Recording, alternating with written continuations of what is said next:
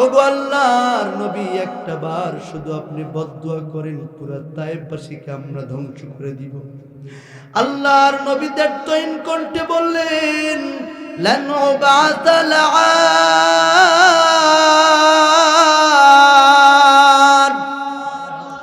আমি বদদুয়া করার জন্য আসি নাই, আমাকে আল্লাহ পাঠিয়েছেন রহমাতুল লিল আলামিন।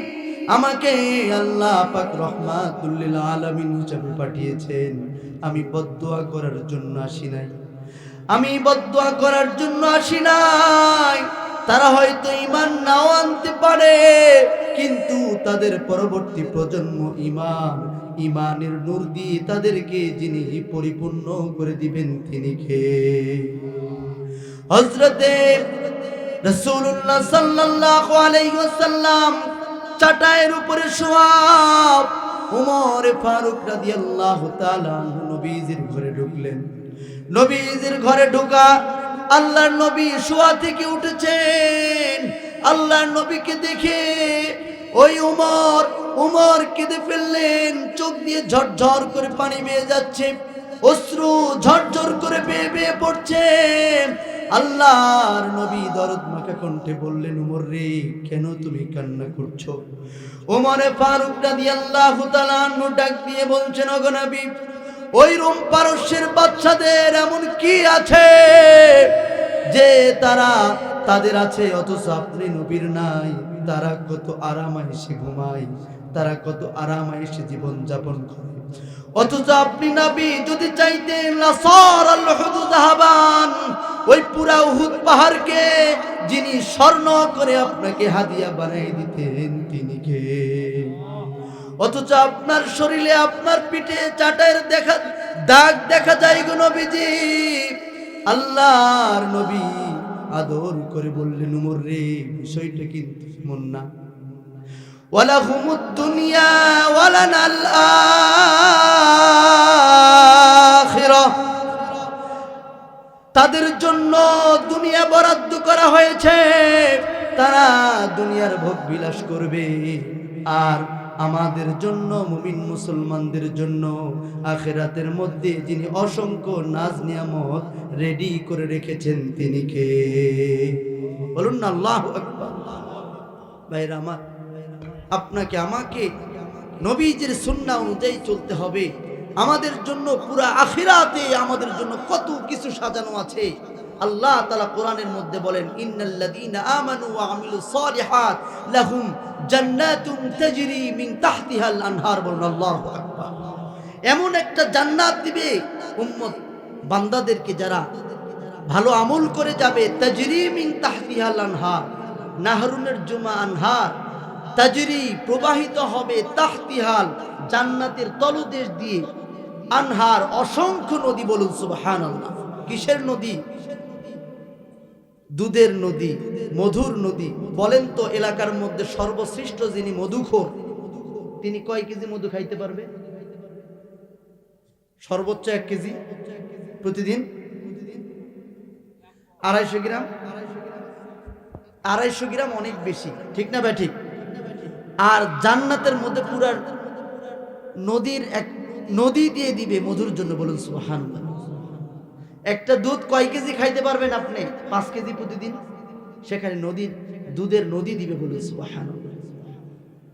এই জন্য ভাইয়েরা আমার, আপনার জীবনকে পরিবর্তন করতে হবে। জীবন পরিবর্তন করতে হবে।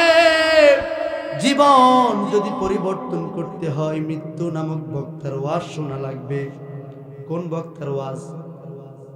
মৃত্যু নামক বক্তার ওয়াজ শুনতে হবে। আপনার আমার জীবনে এমন একটা দিন চলে আসবে, যেই দিন আপনার আমার নাম ধরে কেউ আর ডাকবে না। সবাই শুধু বলবে লাশ, সবাই শুধু বলবে লাশ।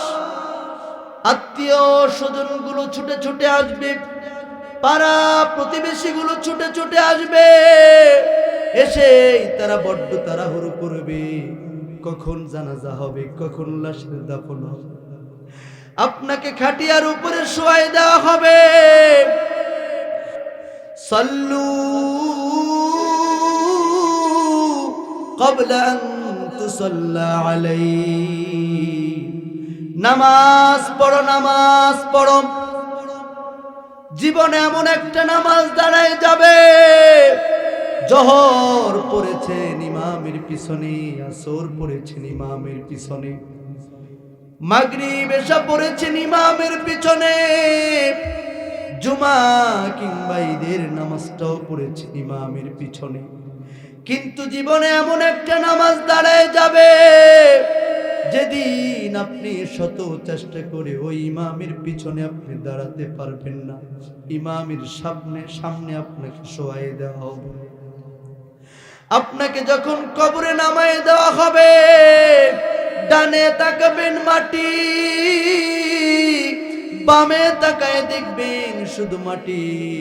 বড্ড একা হয়ে যাবেন আপনি, বড় একা হয়ে যাবেন। হাত্তা ইয়াসমা আসসিমাআন আলাইহি,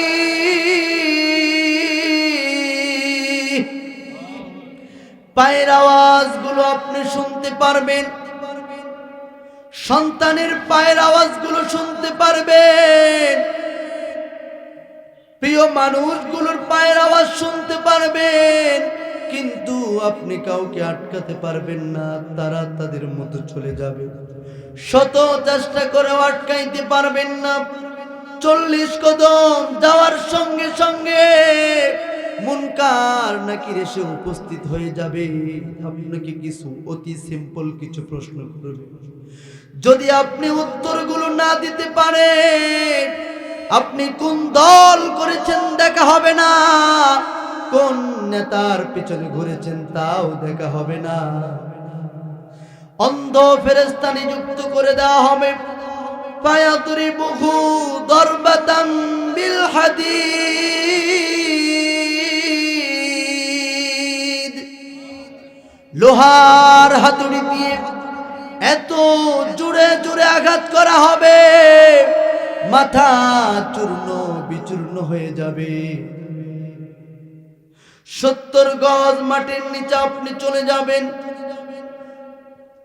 হাত্তা ইয়াসিহু সাইহাতান, এত জোরে জোরে চিৎকার করবে, গরু বাঁধা থাকলে রশি ছিঁড়ে পালিয়ে যায়, ছাগল বাঁধা থাকলে রশি ছিঁড়ে পালিয়ে যায়। শুধুমাত্র 2টা প্রাণী শুনতে পারে না, ইল্লা সাকালাইন, শুধু মানুষ আর জিন আওয়াজগুলো শুনতে পারে না।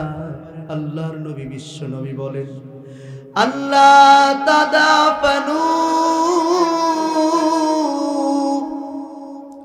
ও সাহাবীরা, কবরের ভিতরে কি চলে একটা দিন যদি তোমরা দেখতে পারতে, একটা বার যদি তোমরা দেখতে পারতে, তোমরা দাফন কেমনে করতে হয় সেইটাও ভুলে যাইতে, দাফন করাটাও তোমরা ভুলে যেতে।